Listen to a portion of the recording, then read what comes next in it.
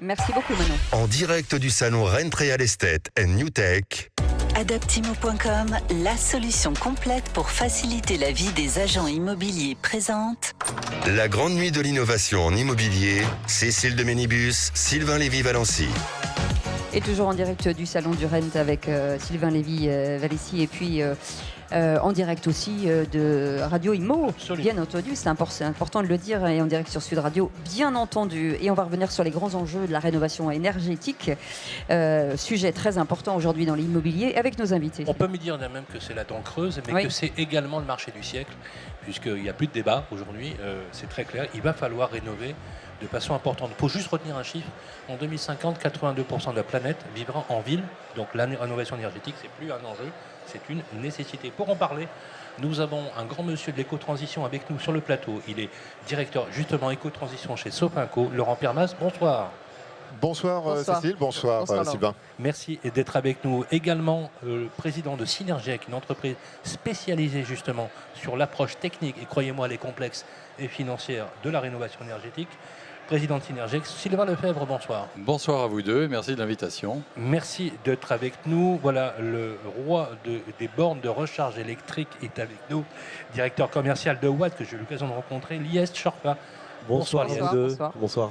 Merci d'être avec nous, accompagné de Joseph Boll. Bonsoir, Joseph Boll. Bonsoir. Bonsoir. Merci d'être avec nous. Vous êtes directeur commercial chez EBS Énergie. Vous êtes également délégataire du dispositif C2E. Vous en parlerez tout à l'heure. On en parle beaucoup, justement. Et ce sera bien qu'on essaye aussi, dans cette démarche, de faire comprendre à tous. Croyez-moi, c'est pas facile de trouver les mécanismes de rénovation entre les matériaux, les artisans, labellisés, pas labellisés, les aides, quelles aides, etc. Compliqué. Eh bien justement, Joseph Vol, puisque vous êtes là, il y a deux dispositifs aujourd'hui qui existent. Un qui fonctionne plutôt bien, un moins bien. Il y a Ma Prime Rénov' d'un côté, et de l'autre côté, il y a les C2E. Ce serait bien qu'on revienne dessus, c'est plutôt sur du privé, et l'autre, c'est plutôt sur du public. Alors, il y a deux systèmes, effectivement. On ne va pas dire qu'il y en a un qui ne marche pas et que l'autre marche. C'est ce que je dis moi. Voilà, on va effectivement peut-être détailler les deux solutions qui sont proposées. Effectivement, il y a une solution publique qui est gérée par l'ANA, qui est l'Agence nationale de l'amélioration de l'habitat, gérée pour les rénovations d'ampleur pour les particuliers, qui a été lancée depuis maintenant un certain temps, depuis un peu plus d'un an, auprès des particuliers pour rénover leur logement. Effectivement, on a un système qui est pour l'instant légèrement grippé, puisque les délais d'instruction des dossiers Sont très longs. Sont très longs, exactement. Et on a quand même un parcours qui est extrêmement complexe encore aujourd'hui, puisqu'on a beaucoup d'acteurs différents. Et on a une forme de frustration, à la fois chez les particuliers oui. qui attendent leurs travaux, Les et artisans. en même temps les artisans qui sont en grande souffrance économique pour certains, puisqu'ils ne peuvent pas démarrer leur activité courante. Donc ça, c'est, Alors qu'on leur avait prédit du travail jusqu'en des années et des années. Exactement. Alors, on ne va pas dire que le système est mort. Pas du tout. Je pense qu'il faut surtout le réguler, peut-être mieux dispatcher en fait les volumes liés à la rénovation énergétique et en fait réguler un système qui permettra par lui-même d'avoir une fluidité plus importante. Et on fasse les C2E. Les C2E, effectivement, que je peux représenter via EBS Énergie en tant que délégataire du dispositif. C'est un dispositif qui existe depuis 20 ans quand même, qui est plus connu depuis un peu moins d'une dizaine d'années, notamment pour les Rappelez que particuliers. c'est un dispositif privé. Privé, exactement. C'est important Et parce que souvent on fait L'amalgame entre les des deux. fautes d'amalgame Oui. entre Ma Prime Rénov', vous savez, les aides de l'État, entre l'ADEME, l'ANA et le dispositif privé.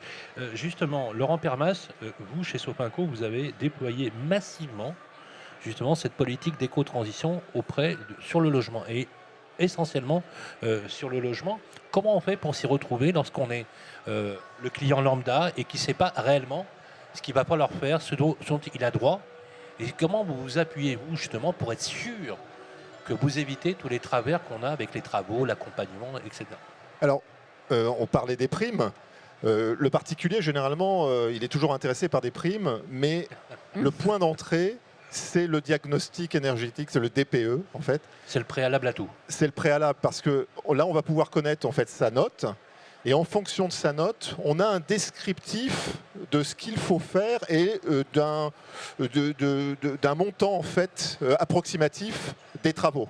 Ça, c'est le premier point. Et puis, il y a les 600 points de relais, notamment avec l'agence l'ANA, hein, l'Agence nationale pour l'amélioration de l'habitat, avec les points France Rénov', qui peuvent justement accompagner, ils sont là pour cela, pour accompagner tout simplement les Français sur comment je vais pouvoir être accompagné, notamment avec les accompagnateurs de ma prime rénov', qui vont conseiller, qui vont rapprocher le Français de plusieurs en fait, professionnels. Donc le point d'entrée unique, on commence par le DPE. Et on va ensuite pouvoir définir une stratégie, notamment chaque année, peut-être commencer par le toit, le chauffage, ensuite. Et c'est une approche globale qui vient se poser avant d'avoir, je dirais, une démarche de vente et d'achat de prestations.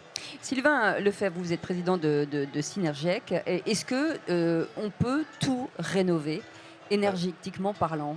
Alors, nous, on va être sur un marché différent, puisqu'on n'adresse pas le marché des particuliers, on adresse le marché des copropriétés et des propriétés privées non dégradées. Donc, c'est un marché, on l'a vu avec ce que vient de redire le gouvernement, c'est 200 000 logements collectifs. Si vous prenez une copro moyenne de 30 lots par copro, c'est 6 600 copros par an qu'il va falloir aller chercher. On y sera ou pas, ce n'est pas le débat du soir. En attendant, ça veut dire qu'on a un marché colossal pour aller aider, les accompagner à rénover. Et nous, l'enjeu que l'on a à travers ce qu'on partage les uns les autres, c'est que le Français est attaché à son bien, à son immobilier, que ce soit à travers le dispositif des C2E, à travers la vision privée de l'habitat. Attention le micro parce que c'est trop près. Allez-y. Pardon, Ouais, oui. ça. À travers ce que le particulier qui a son pavillon. En attendant, le Français il veut être propriétaire et il veut garder la valeur de son bien. Bien sûr. Et là aujourd'hui, depuis que le DPE est devenu obligatoire, le monde a changé. Et on le voit bien, moi qui ai une création récente de boîte, on se retrouve dans un monde où aujourd'hui les copros viennent nous chercher, là où il y a 2 ans ils ne seraient pas venus nous chercher pour dire rénovez, redonnez-moi de la valeur verte à mon bien. Et baisser aussi évidemment la facture énergétique. Donc le monde a basculé. Je pense qu'on est devenu dans un monde où on a un client final qui est le propriétaire, qui est demandeur. Et il faut qu'ensemble on trouve les bons systèmes à travers les C2E, à travers l'État, à travers les banques évidemment représentées ce soir par Sofinco, et qu'on trouve un système collectif pour être unis et pour travailler ensemble et aller dans ce sens-là. C'est ça l'enjeu. Alors de plus en plus aujourd'hui, on utilise les bornes de recharge qu'on utilise de manière collective, de manière individuelle. C'est un marché qui a créé une appétence absolument phénoménale. Mais aussi sur le plan des élus locaux qui ont meublé carrément leur ville de bornes de recharge. J'aimerais que vous nous réexpliquiez aujourd'hui, avoir des bornes de recharge avec la stratégie de Watt aujourd'hui, à quoi ça tient finalement? Est-ce que ça tient finalement à la puissance publique qui dit de toute façon, en 2035, je rappelle quand même que les moteurs thermiques, out, c'est terminé, qu'on va tous se convertir à l'électrique. Est-ce que l'IS demain, on va tous avoir, chez nous, dans le parking, dans la maison individuelle, la borne de recharge qui va bien? C'est une bonne question. Merci, c'est gentil. La réponse, elle est multiple. J'ai envie de dire que dans un premier temps, la voiture électrique, parce que pour le coup, une borne de recharge, on l'installe parce qu'on a une voiture électrique, bien évidemment. Et donc, on a une marche forcée aujourd'hui au niveau de l'Europe pour finalement verdir ce parc automobile, sachant qu'il faut bien avoir en tête qu'en France, on a environ 38 millions de voitures thermiques et on doit frôler le 2 millions de voitures électriques à peine. Donc on voit bien qu'on a effectivement un marché qui est en hyper croissance et que ce soit un particulier qui habite en maison individuelle, en copropriété ou qui n'a pas de place de parking, tout court, va devoir trouver une solution pour se recharger. Et là, c'est comment je trouve une manière de me recharger la plus en adéquation, j'allais dire, avec mon besoin. Un copropriétaire ou un particulier rentre chez lui à 19h, 20h. Bah, finalement, son sujet, c'est comment je fais le plein le temps d'une nuit. Comment je fais pour payer mon électricité au même titre qu'un litre d'essence. J'allais vous le dire. Combien ça coûte? Alors, il faut partir du principe que se recharger chez soi va coûter 2 à 3 fois moins cher que se recharger sur des bornes de recharge publiques. Ça, c'est un point important. C'est-à-dire, un exemple, pour être très concret. Oui, très bien. Prenons une Zoé, par exemple. Oui. Une Zoé, c'est une batterie qui fait à peu près 50 kWh, au même titre qu'un réservoir en litres d'essence d'une voiture thermique. C'est quoi? C'est 1 litre pour 2 kWh à peu près? Alors, je vais vous le faire un petit peu autrement. 50 kWh, donc je me recharge chez moi et mon kilowattheure va me coûter, disons, 25 centimes. Donc c'est 25 centimes fois 50 kWh. Parce qu'il y a des personnes qui sont forts en maths là, oui.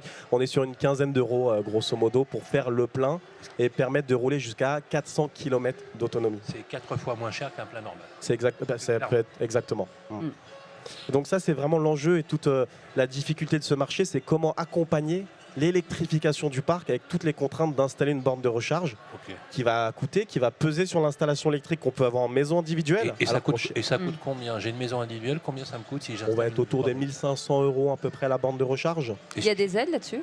Alors oui, il y a des aides. Alors en copropriété, vous allez avoir un crédit d'impôt de 500 €, également en maison individuelle.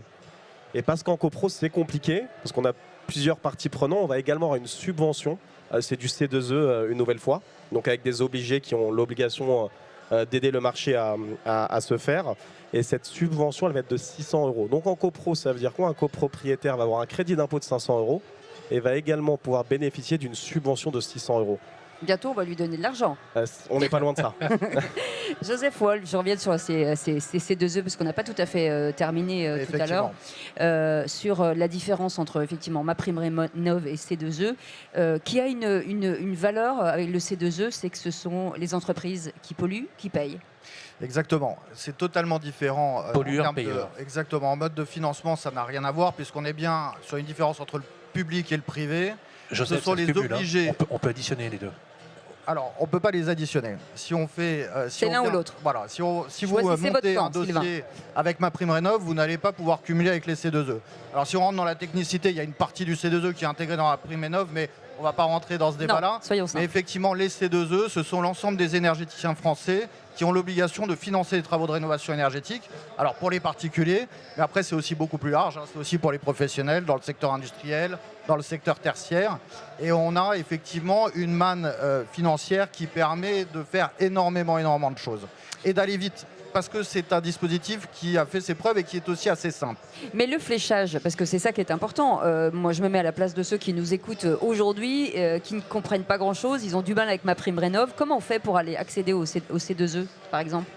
Alors, les C2E, il y a deux façons de les voir. Soit effectivement dans le cadre d'un bénéficiaire direct qui va se lancer dans des démarches effectivement qui vont être plus complexes, ou directement d'aller travailler avec un artisan qui lui-même a ses accords avec des financeurs et donc va pouvoir faire directement de la déduction sur devis. Alors soit auprès de grands acteurs de la rénovation énergétique, hein, on en a beaucoup, ou alors un petit artisan qui effectivement est formaté à tout ce modèle-là et qui va simplifier les démarches. Voilà. Donc il y a beaucoup de travaux, en tout cas pour les particuliers, qui sont éligibles à ce dispositif. Laurent Parnasse, vous êtes directeur éco-transition Sofinco. Est-ce qu'il n'y a pas une fluidité à trouver justement dans cette rénovation énergétique où le particulier est un petit peu perdu, l'artisan est un petit peu perdu, on gagnerait en temps et en amélioration du climat? Il y a un chiffre qui est étonnant. On a un baromètre, Sofinscope, et on l'a fait notamment dernièrement, au mois de septembre, sur une question que les professionnels ont répondu, qui était un peu surprenante. C'est qu'en fait, 7 professionnels sur 10 estiment que les primes ralentissent les travaux. Ça veut bien dire en fait qu'il y a une vraie complexité, à la fois pour les professionnels et aussi pour les particuliers. Et qu'en fait, c'est un peu comme si vous commenciez par imaginer votre maison, vous allez la croquer, et puis vous allez faire appel à un professionnel, notamment un architecte. Et moi, je reviens toujours sur ce point. Vous avez des professionnels qui sont agréés, RGE, vous avez des conseillers, notamment toujours liés à l'ANA, que vous retrouvez en fait en province, et eux vont vous accompagner, en fait, ils vont être des architectes de l'économie de l'énergie. C'est une science exacte, c'est un dispositif qui est complexe avec les primes, mais aussi par quels travaux vous allez commencer. C'est pas par les fenêtres. 53% des fuites de votre habitation, de votre logement sont liées. Non, pas du tout. C'est 7% le toit.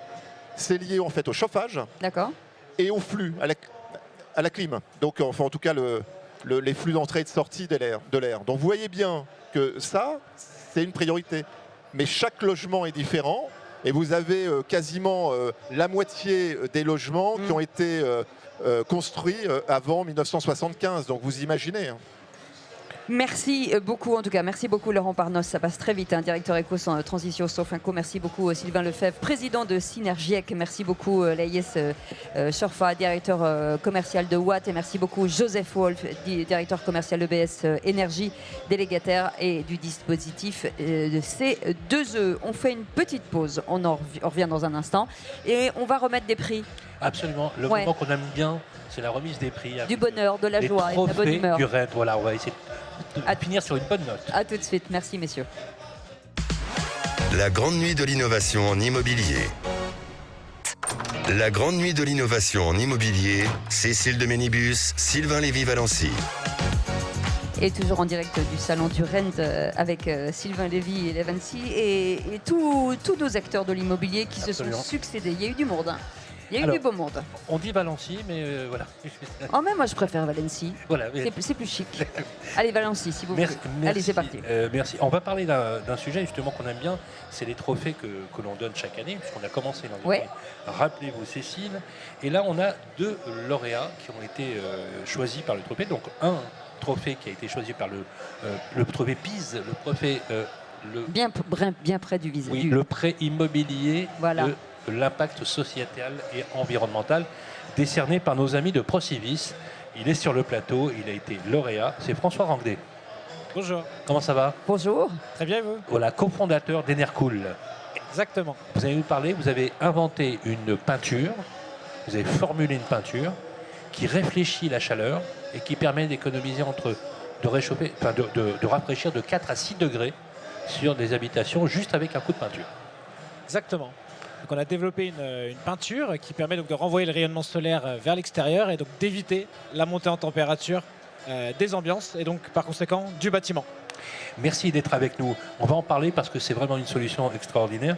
Il y a eu un coup de cœur, Cécile, parmi les prix. Absolument. Et quelque chose qui nous touche particulièrement, puisqu'elle est sur le plateau, elle a été distinguée avec ERIA, qui est un réseau social. C'est Maria Eugenia Lopez. Bonsoir. Bonsoir Maria Eugenia. Bonsoir. Et bravo.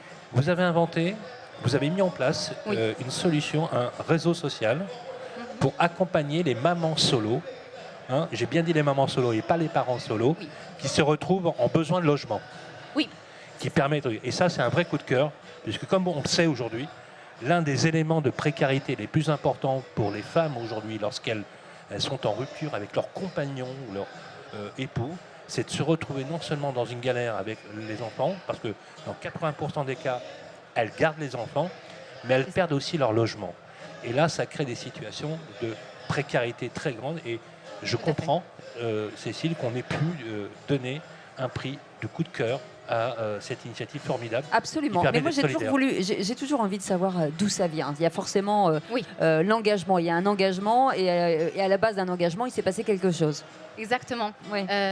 J'ai créé RIA pour répondre à une problématique que j'ai vécue, qui est la recherche de logement en étant mère solo à Paris.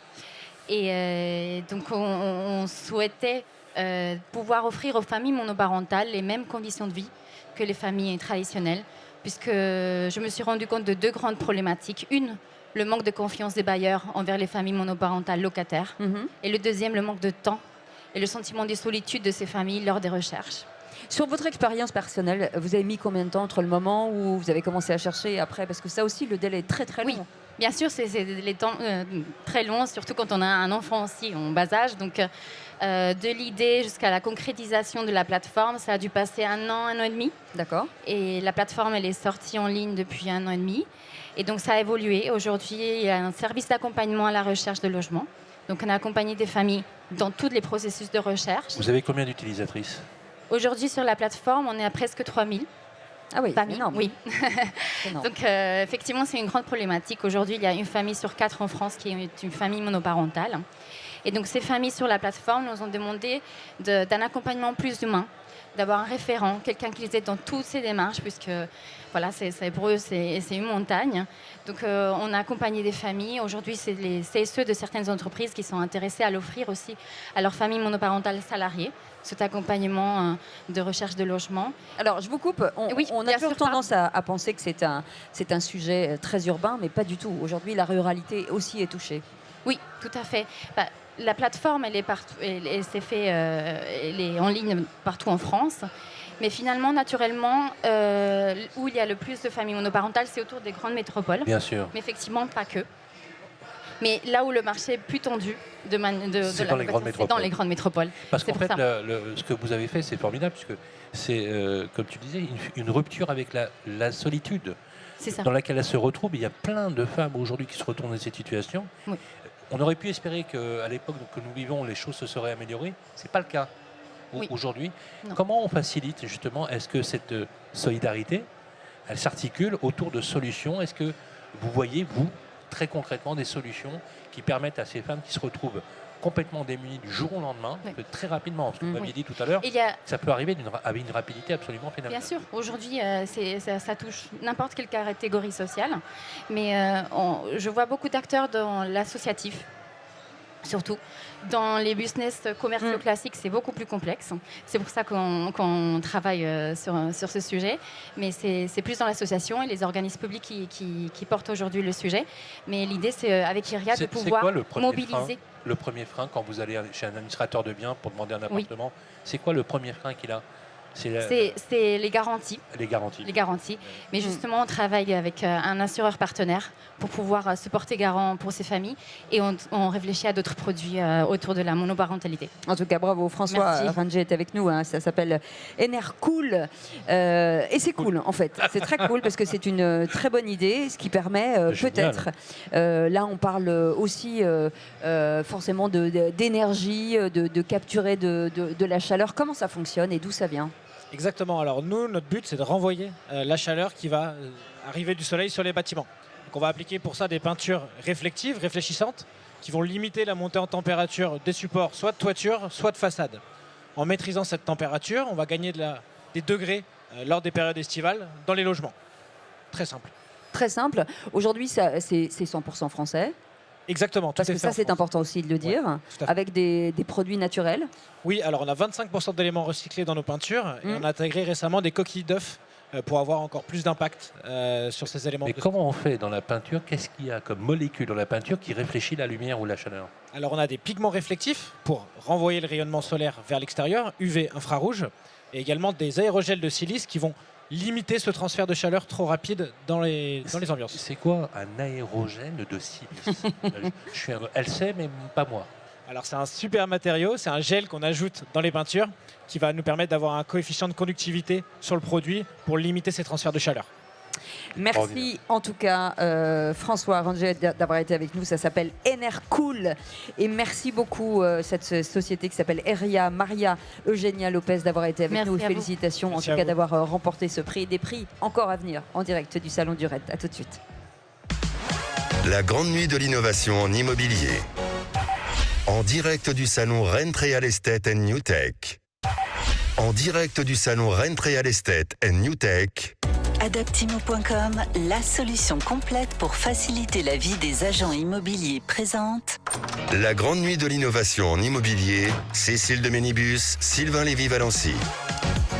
Et nous sommes toujours en direct du Salon du Rent avec des trophées assez magiques, j'ai envie de dire. Le trophée de la start-up Orpi. Et Guillaume Martineau est avec nous, président d'Orpi. Bonsoir. Bonsoir. Merci d'avoir accepté cette invitation. Guillaume. Alors, ce trophée Orpi, on est dans l'excellence quand même.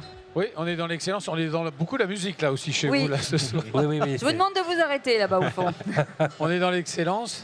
On est content nous de voir cette start-up réussir. Il y avait une autre start-up qui malheureusement n'est pas là aussi ce soir, mais qui avait fait un beau parcours. Donc les deux étaient intéressantes, très différentes l'une de l'autre. Mais notre gagnant qui est ici présent va avoir des incidences très rapides sur notre métier, sur la façon de travailler. On va lui demander de faire un plan. Donc, make a plan. Voilà. Make a plan. Merci d'être avec nous. C'est Johan Radreau. Bonsoir. Bonsoir. Merci d'être avec nous. Un formidable, effectivement, prix. Bravo. Et merci à Orpi d'avoir soutenu effectivement la remise de ce prix. Alors vous aidez carrément les conseillers justement dans leur activité. Comment expliquez-nous ce que vous faites très concrètement sur le plan 3D et 2D. Voilà. En fait, l'application vous permet en fait de faire un relevé de plan très rapidement à l'aide de votre téléphone mobile, tout simplement.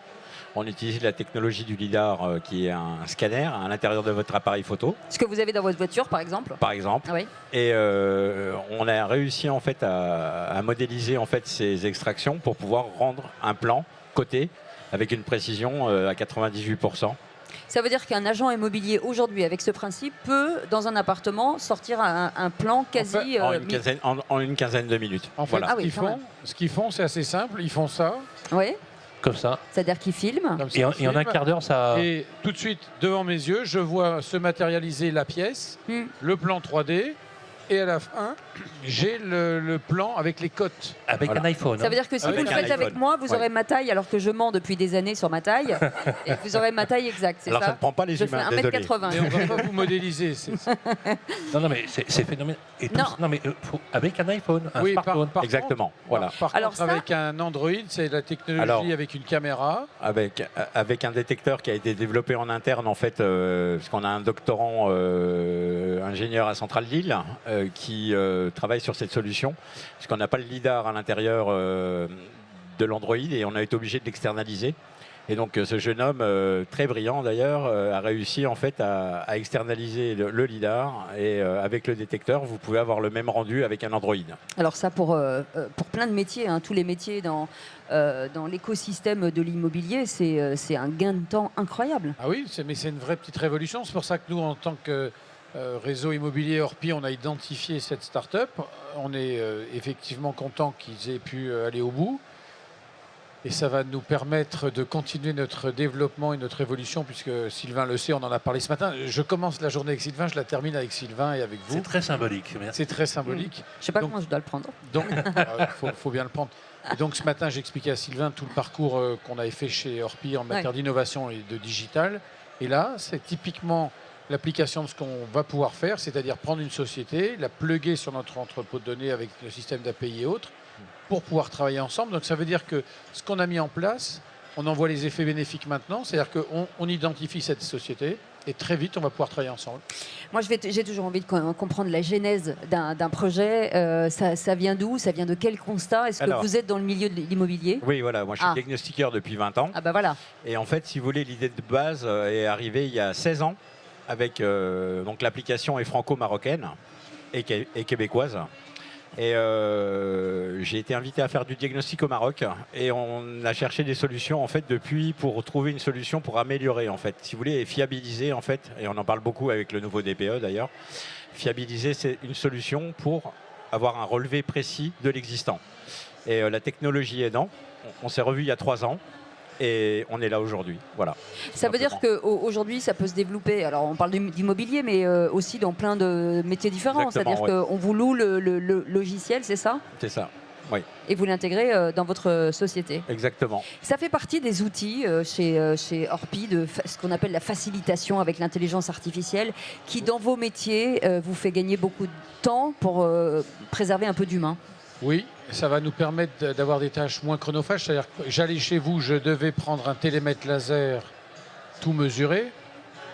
Perdre du temps pour le client. Voilà, et ensuite, il fallait que je fasse éventuellement un Matterport ou une autre solution. Donc là, j'intègre les deux d'un coup. Donc ça sera peut-être le plan sera moins joli qu'un Matterport, mais en attendant, ça donne une bonne image et une bonne idée des volumes et surtout des cotes. Donc, en tant que client, ça vous permet de pouvoir avoir immédiatement les surfaces, non pas certifiées, mais en tout cas avec 98% de marge d'erreur. Enfin, à 98%, on est bon. Mais nous, ce qu'on a vu, c'est le côté pratico-pratique. Parce que si vous cherchez des startups avec des innovations, mais qui ne sont pas utilisables très vite, ça ne sert pas toujours. Mais vous avez parlé de Matterport, justement. Est-ce que, finalement, par rapport à Matterport, qui est aussi un acteur important, est-ce que c'est plus facile d'utiliser la solution? Plus simple? Voilà. Mais moins cher et moins cher? Ça, on est en train de le négocier. Je l'espère. Voilà. Ça, on n'a pas attaqué les négociations. Ça se négocie. J'espère qu'ils se rappelleront que c'était le trophée Startup Orpi. Donc en fait, on va être sur un fonctionnement d'abonnement mensuel Et on va être aux alentours d'une quinzaine d'euros. Ouais. Donc c'est loin d'être excessif. De quoi le métrait Par mois. Non, non. l'abonnement. L'abonnement. L'application. Mais full time. Hein. C'est-à-dire, Vous êtes propriétaire de vos fichiers, vous pouvez retravailler vos fichiers. Voilà. Et à venir, donc des briques métiers, puisqu'on s'est rendu compte qu'il n'y avait pas que l'immobilier qui était concerné par notre application.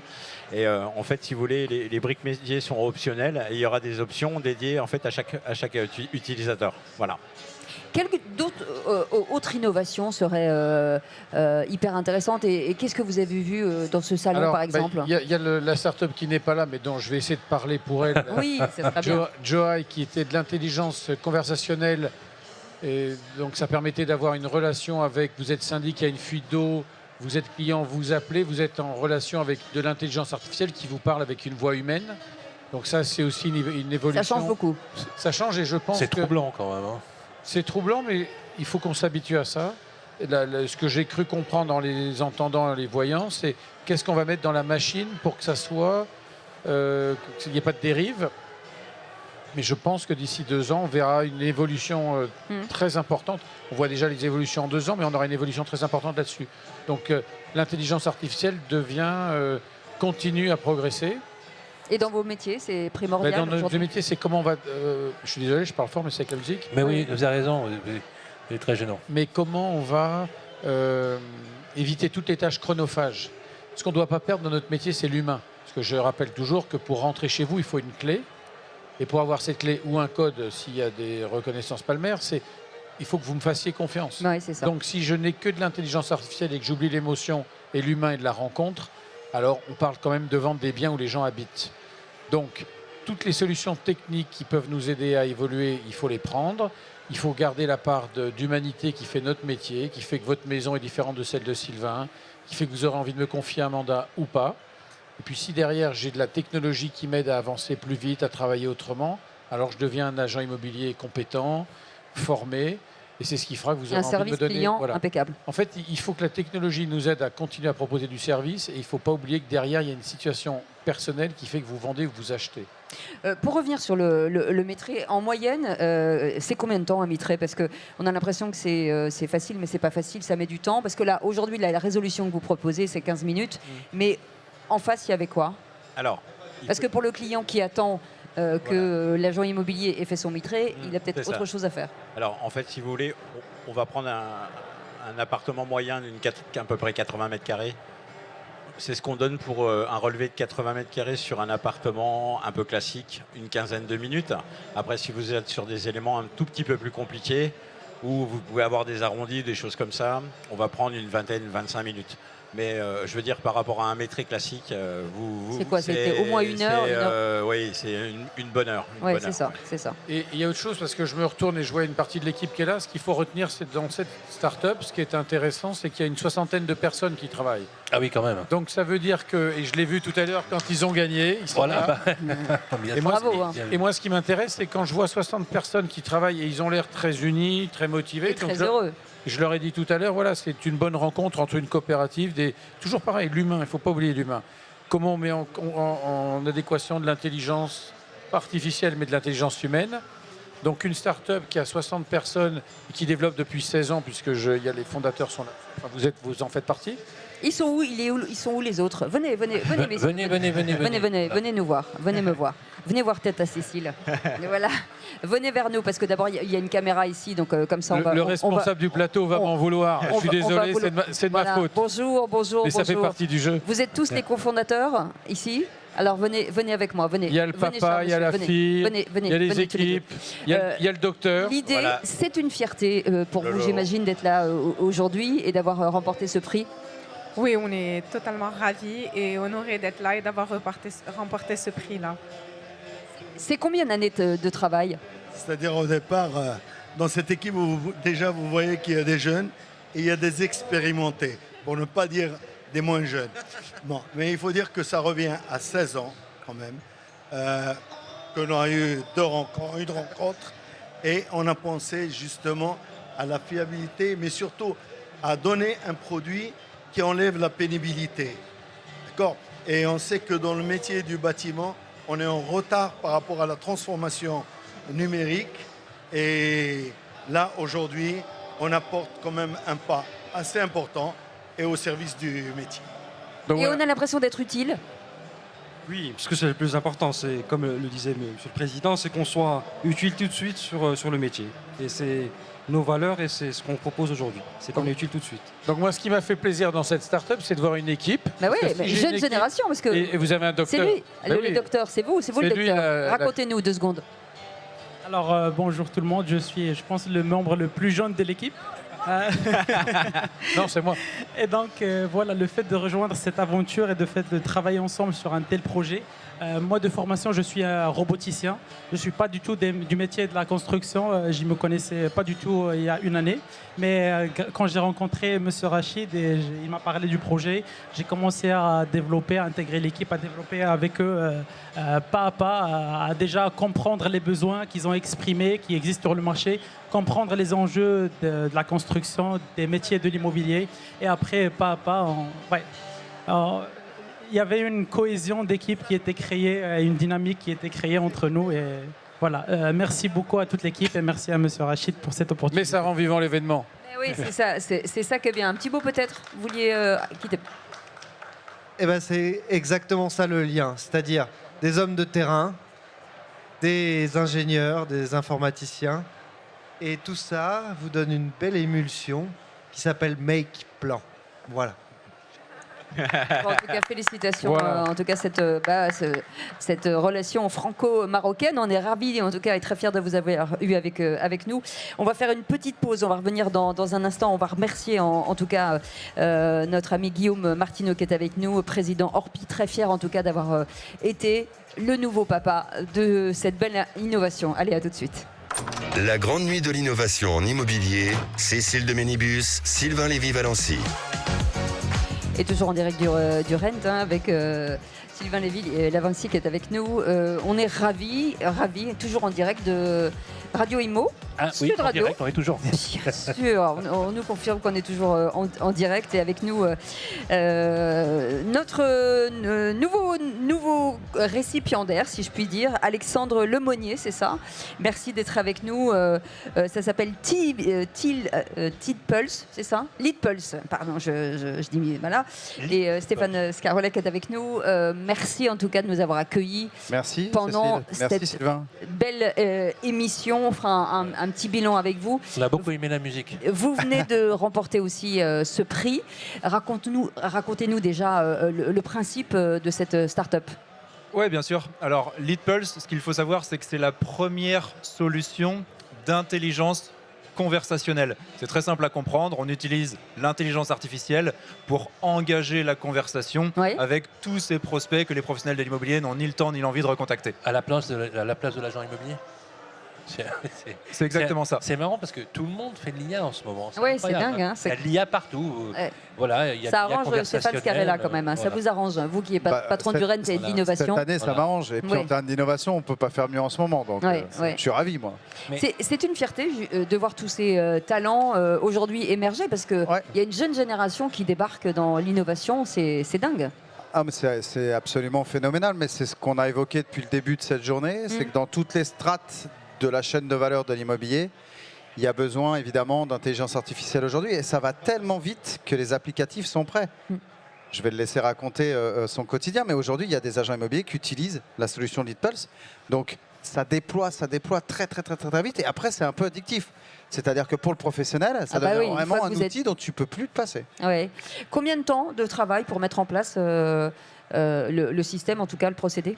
En fait, ça fait déjà plus d'1 an qu'on a lancé les tests. D'ailleurs, on était présent à la précédente édition du Rent, avant même de créer la société. On voulait avoir un premier stand sur le salon pour rencontrer les professionnels, leur parler de ces enjeux, de ces objectifs-là. Ils ont répondu présent, donc Ça vous a conforté à lancer le business, c'est ça? Oui, bien sûr. Mais ça veut dire que c'est aujourd'hui dédié à l'immobilier, mais pas que. En fait, nous, notre cœur de métier, c'est l'immobilier. D'accord. On fonctionne beaucoup par relationnel, par réseau. Les gens qu'on connaît, dont on connaît les enjeux et les objectifs, ce sont des professionnels de l'immobilier, donc on répond à leurs besoins. Si plus tard, on a besoin d'ouvrir d'autres verticales, d'autres marchés, on le fera. Mais pour l'instant, on est très focus sur ce qu'on sait faire. Un petit, peut-être, sur cette première journée, encore demain, on attend encore beaucoup de monde. Ouais, ça a très très bien marché. J'avais un retour des exposants là tout à l'heure en faisant le tour avant qu'on puisse clore cette journée. Ils sont tous contents. Il y a eu beaucoup de monde toute la journée. Et il y a eu des conférences, j'en ai vu quelques-unes, pas assez parce que j'ai malheureusement pas eu le temps, mais les conférences que j'ai pu croiser comme ça, c'était vraiment de grande qualité, quoi. Donc je sens quand même qu'il y a un niveau, encore une fois, d'inspiration qui est produite par les gens qui font des contenus, les gens qui font des conférences, qui ont beaucoup travaillé. Il y a eu beaucoup de choses exclusives qu'on n'entend pas ailleurs. Bon, ça, c'est quand même super intéressant pour nous. C'est une vraie fierté. Est-ce que vous avez remarqué autour de vous, alors j'imagine qu'il y a pas mal de startups aujourd'hui dans ce salon, est-ce que vous trouvez des ponts les uns avec les autres? Est-ce que vous êtes allé voir ce que font les autres? Ouais, bien sûr. En fait, le monde de l'immobilier est un monde qui est quand même assez petit. Donc, on se suit sur les réseaux sociaux, on voit les avancées des uns et des autres. On a de multiples occasions de se rencontrer dans l'année, mais ça reste des occasions où à se rencontrer, voilà, un par un. Mais le Rent, c'est quand même le rendez-vous où on va pouvoir tous se rencontrer tous ensemble. Et donc, ça reste un événement majeur pour créer des liens, pour bosser ensemble, pour échanger avec différents partenaires. Mais on démarre de quoi? En fait, on fait un constat. Là, vous avez monté cette start-up. Le constat, vous l'avez vécu pourquoi? Parce que vous travaillez dans l'immobilier à la base? Bien sûr. Ouais, bien sûr. Moi, j'ai jamais travaillé autre part que dans l'immobilier de toute façon. Et pour beaucoup de mes associés, c'est la même chose. Mais surtout, nous, on travaillait beaucoup à la génération de leads. Expliquez-nous ce que En ça fait, veut c'est dire. très simple. Pendant des années, on a aidé les agents immobiliers à générer du lead, comme le feraient aujourd'hui des portails d'annonces, comme le feraient aujourd'hui des estimateurs en ligne, comme le feraient aujourd'hui les réseaux sociaux. D'accord. Le problème des agents immobiliers, c'est qu'on a ouvert les robinets à fond. Ils se sont fait submerger de leads, de prospects. Et aujourd'hui, leur plus gros problème, c'est qu'on saute de nouveaux leads en nouveaux leads comme ça, sans jamais cumuler les actions qui sont nécessaires à la transformation de ces leads en clients. Et donc, c'est quoi ça fait, du coup, ça déstabilise? C'est-à-dire que quand tout est pas organisé, géré, c'est ça? Ça part dans tous les sens? Ouais, c'est ça, ça part dans tous les sens. On ne sait pas qui rappeler, comment. Et puis, il faut dire aussi que les gens n'ont pas forcément envie d'être rappelés, de moins en moins. Donc, il faut mener des actions de suivi et de relance qui soient efficaces. Et aujourd'hui, il n'y a rien de mieux que l'intelligence conversationnelle pour répondre à ce besoin-là. Mais c'est quoi les projections de réussite quand vous le vendez à un Orpi ou à je ne sais pas qui? Le résultat, c'est quoi? Très simple. On obtient aujourd'hui un taux de réponse à 45%. Imaginez-vous que si aujourd'hui vous prenez votre téléphone et que vous appelez 100 personnes, vous n'aurez jamais 45 réponses. Nous, on va les avoir par SMS. Mais quel type de réponse? Pardon? Quel type de réponse? Le type de réponse, très simple, il y en a deux. Soit ils vous répondent que leur projet n'est plus d'actualité, auquel cas la fiche va rester sur le côté. Soit ils vous répondent que leur projet est toujours d'actualité et même peut-être qu'il est imminent. Et alors là, pour le coup, nous, on va se faire un malin plaisir de prendre plus d'informations sur le prospect et de caler un rendez-vous téléphonique avec l'agent. Ok, on va aller au bout. 45%, on est d'accord? Oui. Ok, donc oui, non, oui, non. In fine, combien vous convertissez en business? Entre 10 Ce qui va compter, c'est les ventes que font les agents immobiliers. Entre 10 et 15% suivant le profil. 10 à 15% des 45 ou 10 à 15% des 100, non, du total. Vous nous confiez 1000 leads, je vais mettre dans votre rendez-vous avec ces 1000 leads entre 100 et 150 rendez-vous téléphoniques. D'accord. Avec lesquels je vais faire une vente? Avec lesquels vous avez la possibilité de transformer. La chance, peut-être. bien sûr. Combien je fais de ventes? C'est pas eux qui vont vendre. Si, on aimerait bien, mais... Combien je fais de ventes? Est-ce qu'on a un retour là-dessus? Est-ce que vous avez un indicateur qui vous dit combien je fais de ventes lorsque vous traitez 150 retours? Alors là, pour le coup, tout dépendra de votre taux de transformation et de votre niveau commercial à transformer le lead. Et pour le coup, ça, c'est vraiment à vous de jouer. Et d'ailleurs... Non, mais vous n'avez pas des statistiques là-dessus? Qu'est-ce qu'ils vous répondent, vos clients? Sur les leads que vous m'avez envoyés, sur les 100, j'ai vendu 10 fois. C'est important comme chiffre. Oui, bien sûr. Je vous donne un exemple très concret. On a une agence avec qui on travaille depuis assez longtemps, une agence Laforêt dans les Deux-Sèvres, qui a fait un premier test et nous a confié lors de ce premier test uniquement 33 prospects. Donc un échantillon très maigre. Dans ces 33 prospects, il y avait 6 personnes qui étaient toujours en recherche active. Et bien sur les 6, il y avait une personne qui s'appelait Marie-André. Marie-André, au bout de 3 semaines, elle signe un compromis de vente dans l'agence. Alors je ne vous dis pas que vous allez faire une vente tous les 33 prospects, mais en tout cas, dans vos prospects se cache énormément d'argent à récupérer.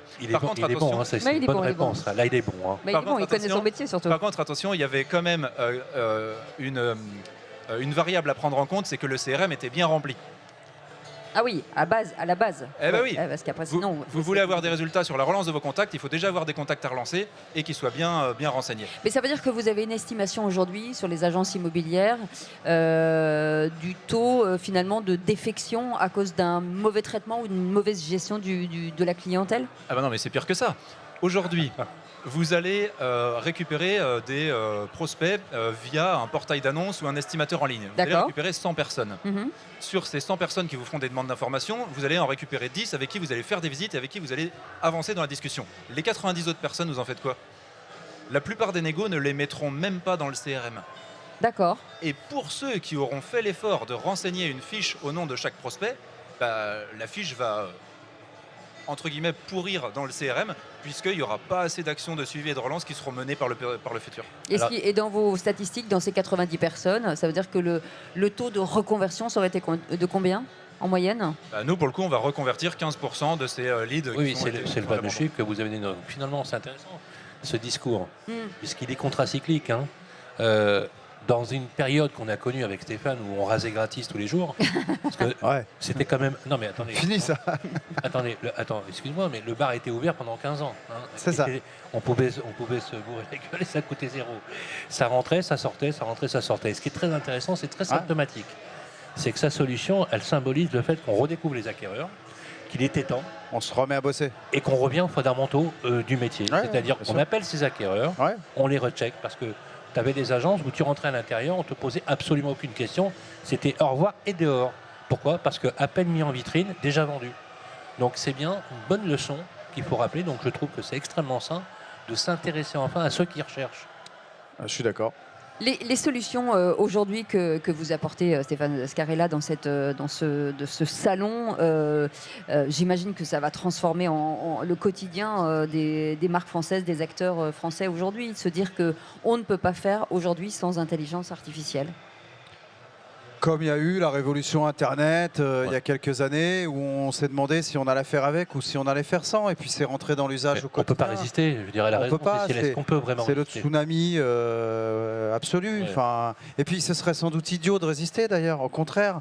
Enfin, je veux dire, on a la chance d'avoir une technologie comme l'intelligence artificielle, mais il y a des exemples, et il y a des secteurs dans la santé par exemple où ça va permettre de faire des bonds en avant considérable. Oui, bien sûr. Pourquoi on ne se priverait ou pourquoi on essaierait de trouver je ne sais quelle excuse à aller déployer ce qui permet de faciliter la vie ou des acteurs professionnels et donc la vie des Françaises et des Français en face qui ont une problématique, un projet, un parcours d'acheteur, de vendeur, que sais-je. Moi, je pense qu'il faut prendre la technologie et l'utiliser au mieux de ses capacités. Il faut des garde-fous, il faut faire attention. Il y a un sujet de confiance, bien évidemment. Sujet de data, sujet de protection des données personnelles, de la vie des gens, etc. Mais à partir du moment où on met le législateur en face, et ça va se faire, puisque déjà au niveau européen, il commence à y avoir des normes et des contraintes qui arrivent, mais comme il y avait la loi sur la protection des données, enfin ce genre de choses, il faut que ça parle à tout le monde. Moi, je crois qu'il faut accélérer, il faut appuyer sur la pédale, il faut foncer, quoi. Il y a encore des acteurs qui sont un peu réticents sur ces sujets-là. Ouais, sans citer de nom, hein, bien entendu. Oui, bien sûr. On balance pas, nous. Je rencontre souvent des directeurs ou des directrices d'agence qui vont me dire putain, je vais quand même pas payer une solution pour faire le travail à la place de mes négos. Ça, c'est vraiment la remarque que j'ai à chaque fois. Donc ça, c'est une vraie pédagogie qu'il faut faire en interne. Tu leur permets de travailler mieux. C'est différent. Attends. Ils n'ont pas tort sur le principe. Ouais, mais le problème, c'est que eux, ils ont un référentiel qui n'est plus valable aujourd'hui. Parce qu'à l'époque où eux faisaient de la prospection, de la relance, finalement, ils n'avaient pas autant de leads à traiter. Les gens étaient plus joignables par téléphone quand on les appelait à 18h, ils étaient tous chez eux. Bien sûr. Et en fait, oui, à leur époque, forcément, il y avait plus de facilité. Aujourd'hui, le monde a changé sur plein d'aspects. Et aujourd'hui, il est très difficile pour un négo de faire correctement son suivi et sa relance s'il n'est pas aidé par des outils qui sont aussi actuels que les enjeux. Donc ça veut dire que vous devez avoir aussi une vraie pédagogie à faire auprès des acteurs locaux, j'imagine. Ça fait partie de notre cœur de métier. Oui, c'est ça. Donc c'est toujours un petit peu compliqué. Ça va se transformer facilement. Ici, c'est plutôt des marques ou en tout cas des entreprises qui sont vers l'avenir. Après, il y a d'autres acteurs. Celles qui viennent sereines, c'est qu'en tout cas, elles ont envie de se pencher sur le sujet et de trouver des outils pour aller effectivement vers des solutions plus innovantes. Mais il n'y a pas une marque immobilière aujourd'hui, que ce soit un promoteur ou que ce soit un réseau de distribution ou même dans la construction, même en amont, dans la Contech, qui ne regarde pas aujourd'hui ce que sont les innovations. Ça part de la construction. Voilà, aujourd'hui, on construit décarboné, on construit avec des matières premières qui sont moins consommatrices d'énergie. Bon, c'est le premier pas. Le deuxième pas, c'est le fait d'avoir une isolation thermique qui soit plus performante. Voilà, on a ces sujets environnementaux qui sont majeurs. On a aussi des sujets de coût de construction et d'accessibilité du coup au logement. Et on a des sujets de distribution. Et je rebondis sur ce que vous disiez tout à l'heure sur la législation, le législateur. On est forcément sur les RGPD, enfin tout ça. Est-ce qu'on est en phase là-dessus où les choses vont avancer et ça va devenir très encadré? C'est clair que c'est un sujet qu'il ne faut surtout pas prendre à la légère. Nous, sur ces sujets-là, on a fait le choix d'externaliser ça. C'est-à-dire qu'aujourd'hui, il y a des cabinets externes qui font ça très bien, qui sont experts sur le sujet et qui accompagnent des boîtes comme nous qui n'ont pas du tout les compétences en interne. Et ça nous permet en fait de déléguer toute cette partie-là et d'avoir le sujet qui soit traité de manière impeccable. Et par contre, juste pour reprendre du coup sur ce que vous disiez tout à l'heure, sur la réticence au changement, il faut savoir qu'on n'a pas le choix. On a dans une des slides de la conférence qu'on fait demain une stat qui est hyper intéressante. D'ici 2030, 40% des échanges que vous aurez avec les entreprises auront été initiés par une intelligence conversationnelle. Ce qui montre bien que de toute façon, que vous le vouliez ou non, ce sera là. Mais ce qu'il faut savoir, c'est que ça va nous simplifier la vie. Ça va résoudre énormément de problèmes et on sera tous gagnants. Ça me fait un peu flipper, mais voilà. Non, ça va bien se passer. Ça va bien se passer, Sylvain. Voilà. Tu t'en sers tous les jours non, sans mais à le savoir. à l'âge que j'ai, je suis déjà cuit. Oui, mais tu t'en sers tous les jours sans le savoir. Mais avec oui, ton téléphone, c'est pas avec flippant. tes voitures. Ce que tu es en train de dire, c'est qu'on va quand même dialoguer quotidiennement. Sans t'en rendre Mais compte. je suis peut-être pas humaine. Non. Qui sait. Bah, Merci beaucoup, en tout cas, Alexandre Lemonnier. Ça s'appelle Lead Pulse. Et en tout cas, on vous souhaite un grand avenir. Et merci beaucoup, Stéphane Scarella, de nous avoir accueillis. C'est moi qui vous remercie d'avoir été là. On a passé un très bon moment avec des gens passionnants. Merci beaucoup, Sylvain Lévy-Valency. Ça va. Mais moi, j'aime bien Valency. C'est joli. Demain, il y a des bus. Voilà. Il faut toujours mettre un peu d'accent. Oui, voilà. C'est bien. C'est à côté. Ça donne à côté. C'est un vrai plaisir. On se retrouve l'année prochaine. Absolument, avec grand plaisir. Et vous, on vous retrouve. Moi, c'est demain à partir de 17h pour les vraies voix avec Philippe David. 9h15 au JT sur le Rennes Channel. Absolument. Et à partir de 10h sur Radio Imo toute la journée. On vous souhaite une belle soirée. Un grand merci. Merci beaucoup. En tout cas, on vous salue et à demain. La grande nuit de l'innovation en immobilier. Avec Adaptimo.com, la solution complète pour faciliter la vie des agents immobiliers. Sud Radio, parlons vrai.